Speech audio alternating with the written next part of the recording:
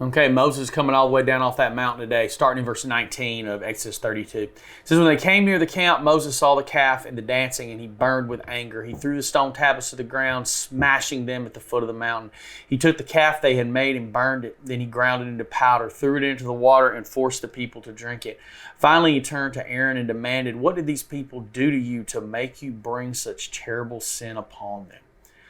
So he burned with anger. Right? That's strong language. Moses is furious at this, right?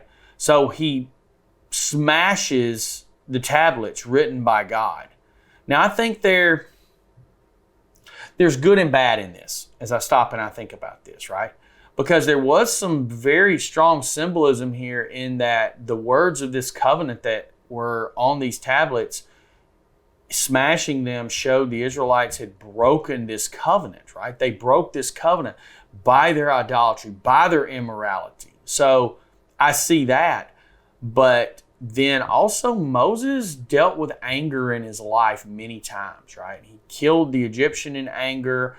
Here he smashed the tablets in anger. We know he will strike the rock in anger instead of speaking to it over in the book of Numbers, chapter 20, which leads to him not going to the promised land. Moses could get angry, right? So I think here there's a little bit more of a righteous anger in this, but Moses will have an anger problem as he goes. So he takes this golden calf, and can you imagine what the people had to be thinking when Moses came down off that mountain, smashed the tablets, and started yelling at everybody? They had to be terrified, right?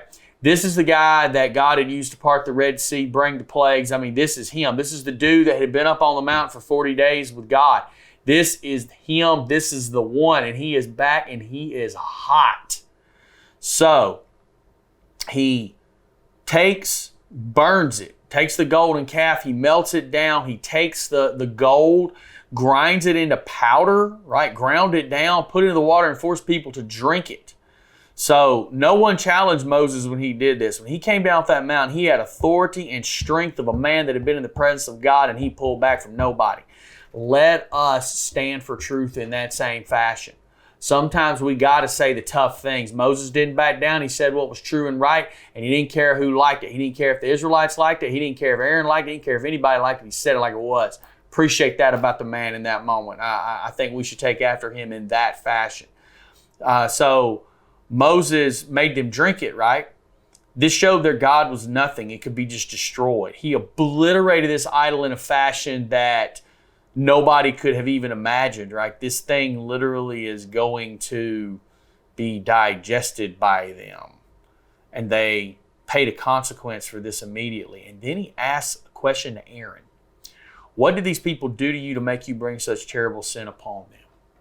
So, perceptive question. Aaron was the guy left in charge, right? So Moses understands this may not have originated with Aaron, but he allowed it and he implemented it. And he's basically saying, what did they threaten you? Did they threaten to like pull your toes off? What, to hang you, to kill? What did they threaten you with to get you to do this? Turns out when we go back to the scripture, they didn't have to threaten him much at all.